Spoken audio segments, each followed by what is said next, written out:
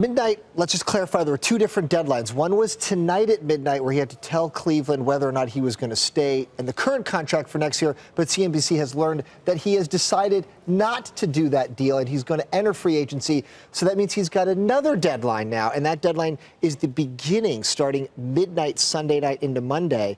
After that point, he can then say, here's where I'm going to go. So it's two different things. It gets complicated. But what's interesting is that now that he can sign with any team, it includes the Cavaliers. In fact, it's more likely that he'll sign with Cleveland because he opted out of this contract. So it's very complicated the way the NBA, they make their rules difficult for a normal fan to understand. If he had re-upped with Cleveland directly, it would have been easier for them to trade him to a team that he wanted to go.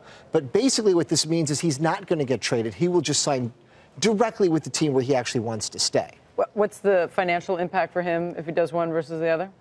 In the short term, there's no financial impact. He basically can get $35 million one way or the other. But what's interesting is that he's made about $1 billion in endorsements, guaranteed already what he's made, and with his Nike deal going forward, he's made $200 million in his NBA career so far. But despite all this stress, you'd think, like if you were you or me, and we have to make this decision, you might be jumping off a cliff trying to make this decision. That's what LeBron James is actually doing. It's awfully nice to be able to walk away from a $35 million contract. He's not walking away from it without knowing that he's got another one coming. But it's great to be in that position, is what I'm saying. Off a cliff. He's literally jumping off a cliff. That's $1 billion body that he's putting at risk. Yeah. Now let me ask you, is the presumption that he or his agent, who I believe is Jimmy Sexton? He's got a whole team of guys. He got a whole team.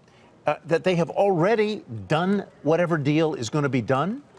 It's possible, but nobody is aware of that. It has not been reported anywhere. No one seems to know This has been a pretty leak-proof process until today, when it did start to come out. That he told the Cavs, I'm going to just not wait till midnight. I'm going to tell you right now.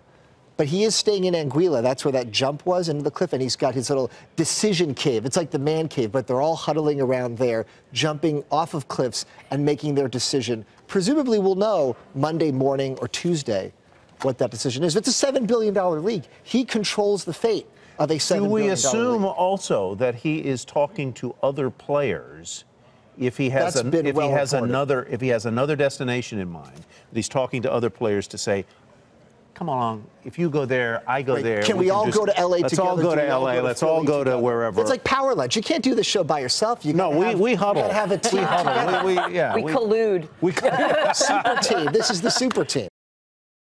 Hey there, thanks for checking out CNBC on YouTube. Be sure to subscribe to stay up to date on all of the day's biggest stories. You can also click on any of the videos around me to watch the latest from CNBC. Thanks for watching.